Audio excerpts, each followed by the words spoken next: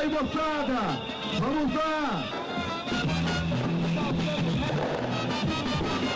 Serviços essenciais à população suspensos. Filas, demora no atendimento.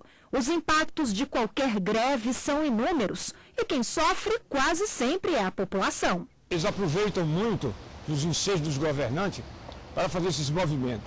Não é bom isso. E aí vem esse caos para a nação. O trabalhador ele tem que saber os momentos de fazer a greve, porque outras pessoas vão arcar com as consequências. O direito de greve é assegurado pela Constituição de 88. As paralisações fazem parte do processo democrático. Mas, apesar de um direito do trabalhador, é bom lembrar que as greves não podem ser abusivas e devem obedecer a algumas regras, como o funcionamento de pelo menos 30% do efetivo. Essas orientações estão previstas na Lei 7.783, de 1989. A norma foi editada para evitar abusos e eram válidas apenas para os trabalhadores da iniciativa privada. Até hoje não existe uma lei que regulamente a greve no setor público, mas em outubro de 2007, depois de um longo debate sobre o tema, as paralisações desses servidores passaram a ter regras e limites. A orientação veio com a decisão do plenário do Supremo. Os ministros entenderam que a lei que regulamenta o direito de greve no setor privado pode ser aplicada também em casos de paralisações no funcionalismo público. Um julgamento que, além de orientar o direito de greve de todos os trabalhadores, trouxe uma nova interpretação ao mandado de injunção. Direito de greve é o tema do programa Grandes Julgamentos do STF de hoje.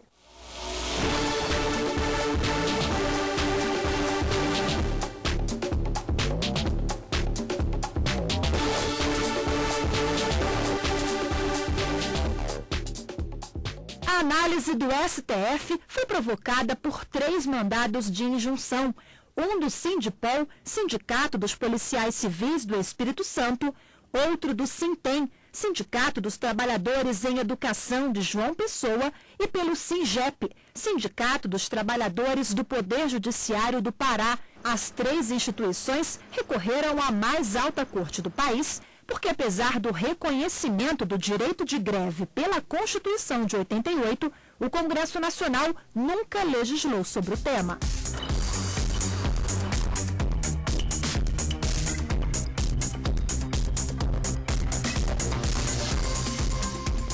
Segundo este juiz do trabalho, os 3 sindicatos escolheram o mandado de injunção por causa da omissão do Congresso. De acordo com o glossário do Supremo, esse instrumento jurídico é ideal para regulamentar uma norma da Constituição quando os poderes competentes não o fazem. O pedido é feito para garantir o direito de alguém prejudicado pela omissão. Primeiro, a importância histórica desse julgamento.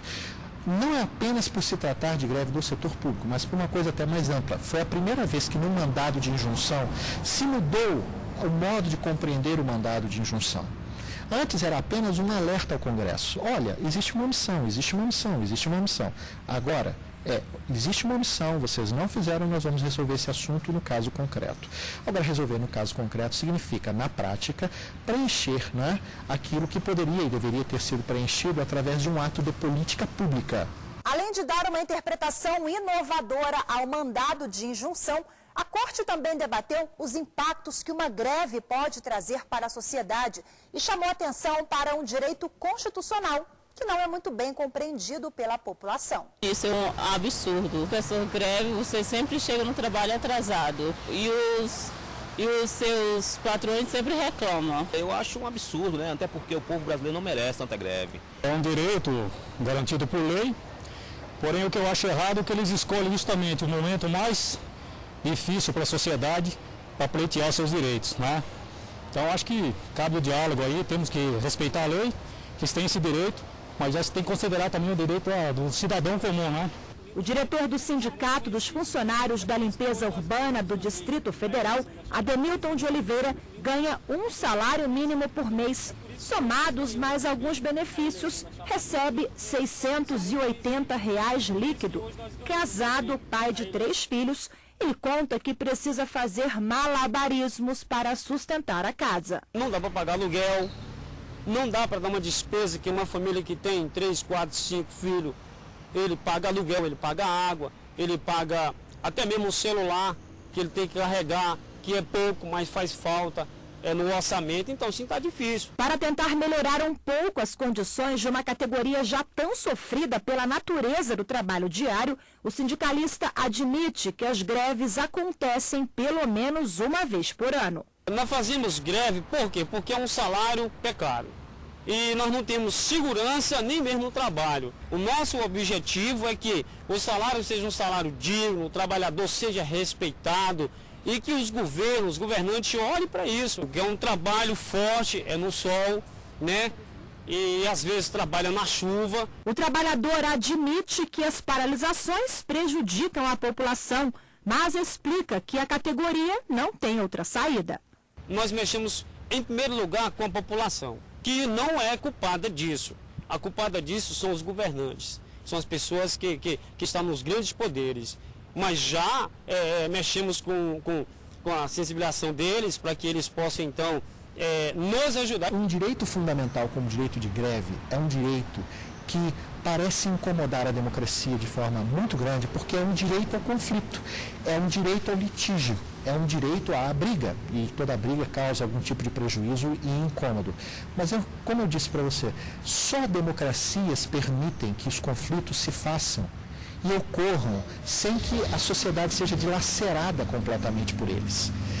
Paz social plena só se vive quando as pessoas têm a boca amordaçada. Isso não é uma democracia. Né?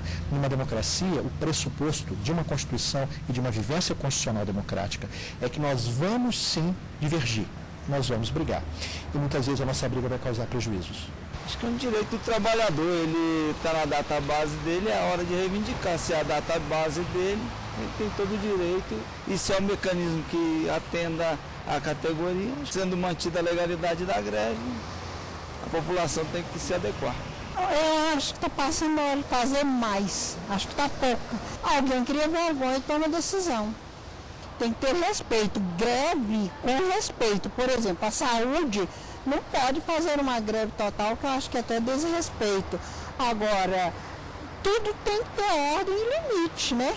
Na verdade, claro que existem possibilidades de um abuso, de uma conduta abusiva pelos trabalhadores. Mas veja, quando o setor público exerce um direito que é constitucional, que é o direito de greve, ele só conseguirá exercer esse direito causando impacto, forçando uma mudança na situação, se houver um mínimo de prejuízo.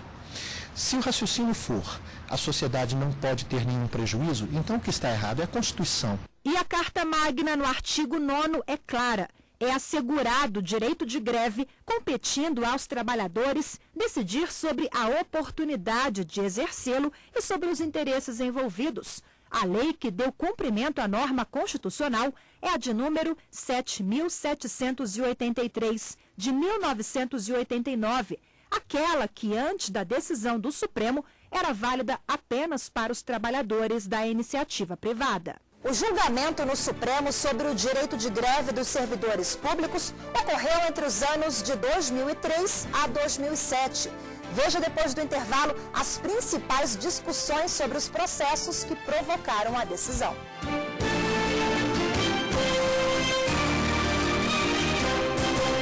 Você acompanha no programa de hoje a decisão do Supremo sobre o direito de greve no serviço público. Por maioria, os ministros entenderam que esses trabalhadores têm os mesmos direitos dos funcionários da iniciativa privada. A decisão foi tomada durante julgamento conjunto de 3 mandados de injunção apresentados à Corte por sindicatos que buscavam o reconhecimento do direito à greve e reclamavam da demora do Congresso Nacional em regulamentar a matéria.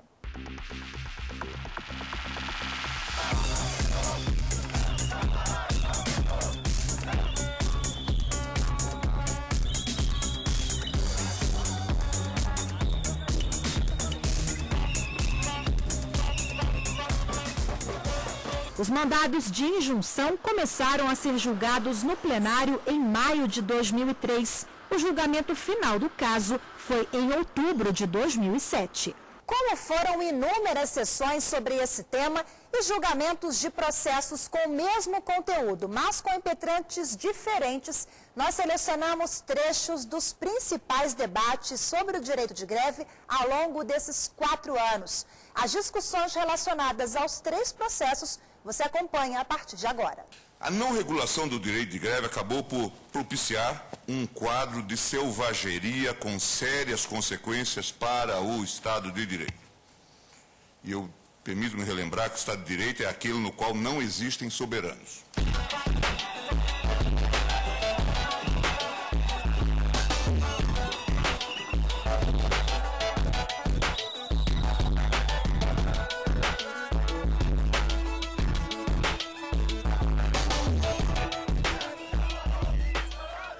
O quadro de anomia, como eu dizia, na verdade favorecia, de um lado, a visão governamental de que não poderia haver greve no serviço público, o que se tornou depois uma quimera.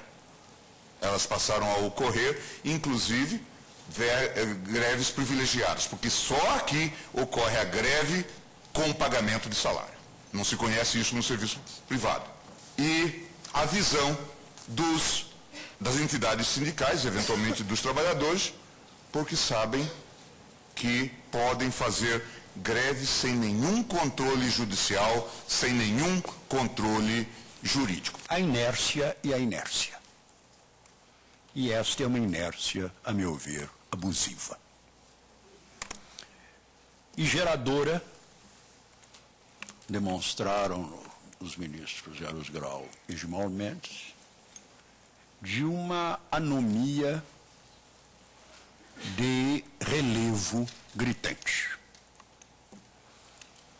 A greve, ou a disciplina da greve, quando determinada pela Constituição, é um exemplo típico de um mandado de legislar que não pode ser abusivamente protraído. Historicamente, a greve nunca esperou pela lei, para se realizar. E isto é o que temos assistido. Algumas vezes, o papel do Supremo Tribunal, se não é de protagonismo legislativo, é, no entanto, de acicatar os poderes políticos para o dever de dar efetividade à Constituição.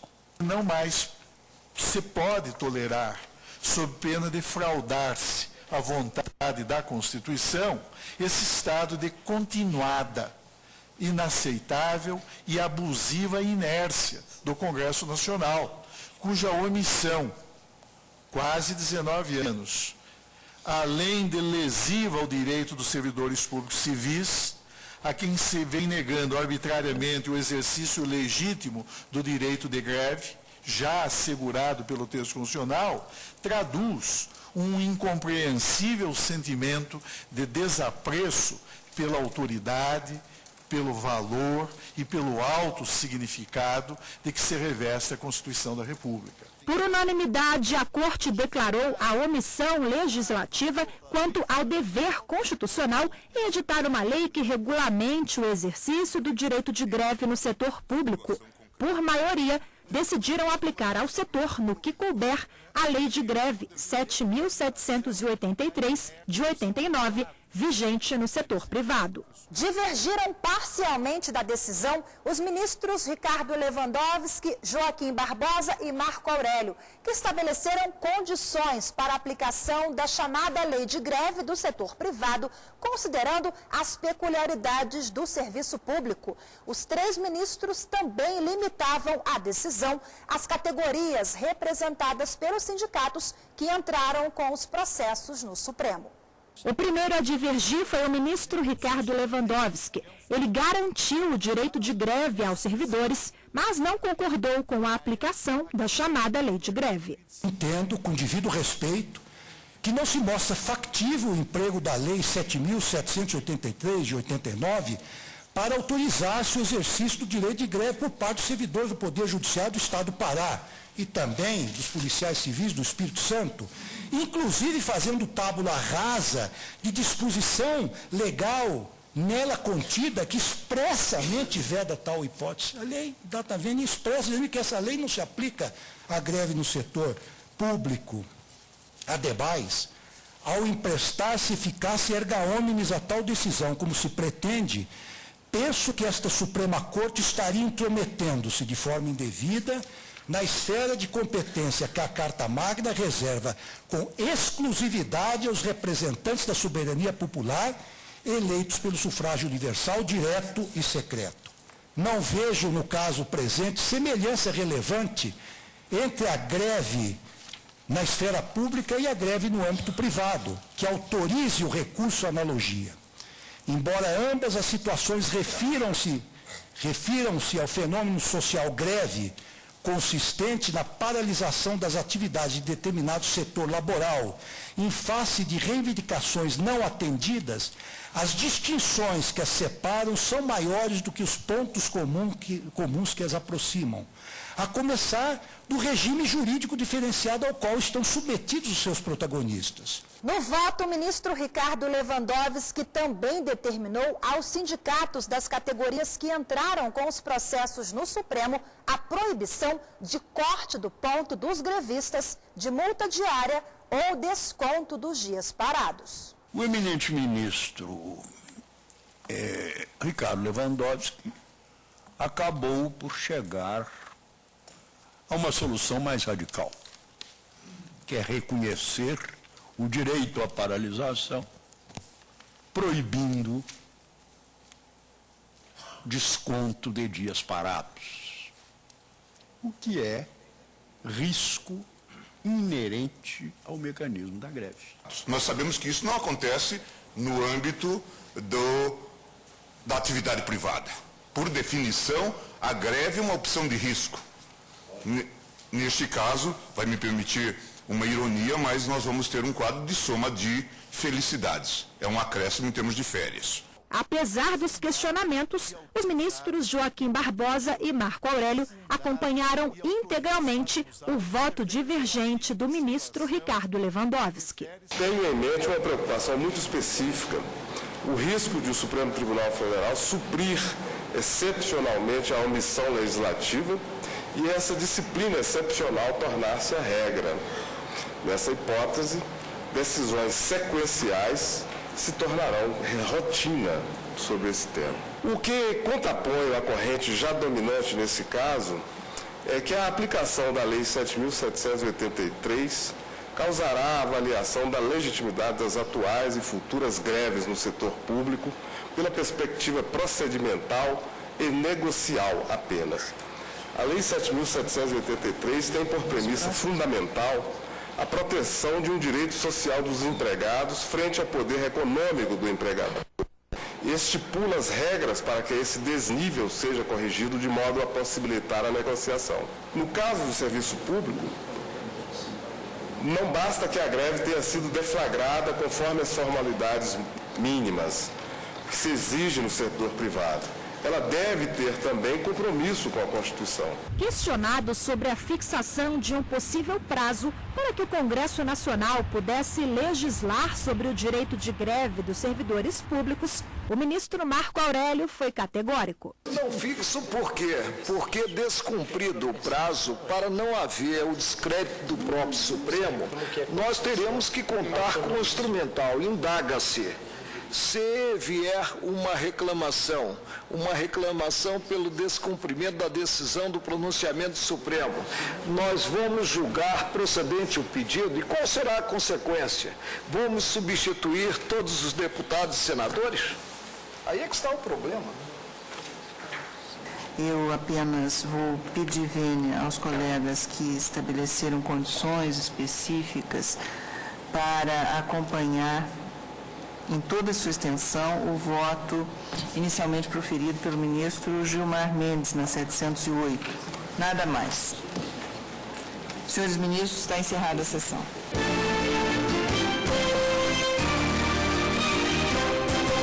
No programa de hoje você acompanha a decisão do Supremo que regulamentou o direito de greve no setor público. Depois de 4 anos de debates, os ministros decidiram que os dispositivos da Lei 7.783 de 1989, que rege o exercício da greve no setor privado, também valem para as paralisações no serviço público.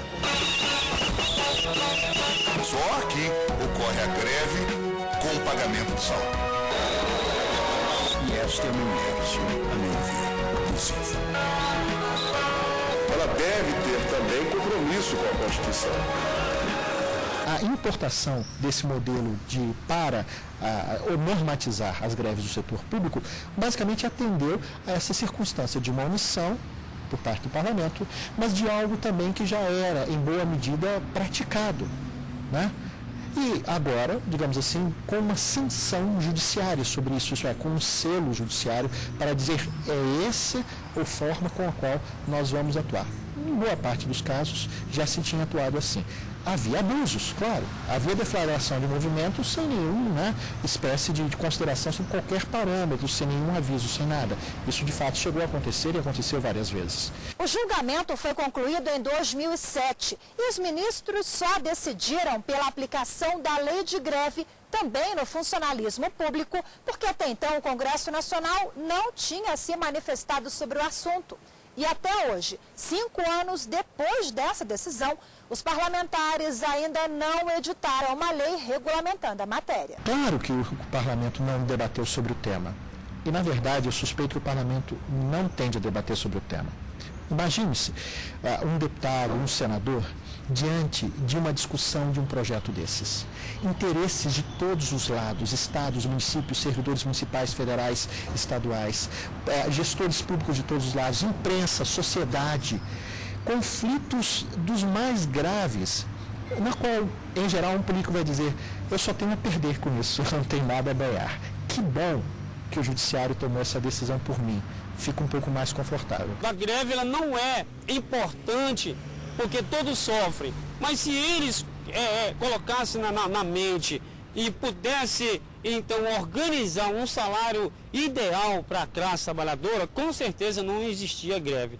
Mas os poderes judiciais, com certeza, eles estão aí para poder nos ajudar, nos apoiar, quando está legal a greve. Quando ela não está legal, aí com certeza eles dão um basta e todo volta a trabalhar. Todo ano a gente sabe que tem greve. Eles podiam ter uma possibilidade a mais, eu já aumento o salário para esse pessoal, né, para a população ficar prejudicada. Eles que tinham que planejar mais as coisas melhores, né, porque todo ano são as mesmas coisas, né. O juiz do trabalho acredita que as greves e as manifestações em prol de melhores salários e benefícios se repetem todos os anos, porque falta planejamento no orçamento anual dos governos na esfera municipal, estadual e federal. Nós não temos ainda pensado quais são as obrigações do gestor público em um preparo, uma negociação com antecedência às vezes que é de 1 ano ou 2, porque orçamentos públicos devem ser os parâmetros que realmente orientam gastos no setor público, ao contrário do que ocorre na iniciativa privada. O gestor público não pode dizer, peraí, vamos ver quanto que eu posso dar. É necessário perguntar para o orçamento. Há previsão para isso? Os nossos orçamentos são autorizações, não vinculam. Então, alguém diz, vamos prever um reajuste de 5%, e no ano que vem diz, sinto muito. Pensei que pudesse, mas não posso. E aí aquela situação de tensão que foi acertada lá atrás explode com duplo tamanho no ano seguinte. Então o orçamento brasileiro, de fato, muitas vezes é percebido até como uma peça que é apenas uma orientação, mas que na verdade não tem a função que tem numa sociedade democrática. Resultado da somatória desses problemas é uma situação na qual, quando há uma greve, o gestor público pode simplesmente dizer, olha, eu vou dar aí 2 ou 3% ou nada, e vocês aí se virem com o desgaste que vocês vão ter diante da sociedade. A gente depende deles e eles não percebem isso. Todo ano tem greve, todo ano o salário aumenta e continua a mesma coisa. O trabalhador precisa, né, de melhores de salário, melhores de condições de trabalho, e a população depende do serviço que é prestado, né. Pensando dos dois lados, é da população, né, que sofre mais. Somente o lado do transporte, onde envolve milhares e milhares de pessoas, aí tem problema sim. Diante da suposta falta de planejamento do governo e do direito dos trabalhadores de se organizar em greves, será que a sociedade tem alguma saída? O que pode fazer, e não é pouco, é se organizar para reclamar. Talvez o esclarecimento da população permita que a sociedade faça aquilo que só ela possa fazer quanto aos dois polos desse conflito. Ela possa exigir dos trabalhadores públicos que não cometam abusos, mas ela pode também e deve, e ainda não tem feito, exigir do setor público seriedade com antecedência nessa negociação. Passa o orçamento inteiro, não se escuta uma linha de qual é, nos estados e municípios, o valor que se está prevendo para o reajuste de professores. E aí, no ano seguinte, professores cruzam os braços. O que acontece? A sociedade, com certeza, vai dizer, olha, meu filho não tem aula, mas no ano anterior não houve nenhum debate, nem mesmo nas associações de pais, nem mesmo nas comunidades, para dizer, escuta, qual é que vai ser o ano que vem? Vocês já negociaram com o sindicato? Essa é a questão. A sociedade não deve apenas reclamar, e ela não tem apenas o poder de reclamar. Ela tem o poder de ser protagonista desse processo. E numa democracia é isso que é mais desafiador. Permitir e imaginar-se protagonista do exercício de seus próprios direitos. São coisas que o pessoal tem que reivindicar, né? Porque senão, através da reivindicação que a pessoa faz, é que consegue algum objetivo na vida. Eu vejo assim, sabe, que se você não procurar melhoria, não encontra, né? E não tem como, só através da melhoria, que a gente vai conseguir algum objetivo. O Grande Julgamentos do STF de hoje fica por aqui. Não perca no próximo programa mais uma grande decisão do Supremo. Até lá!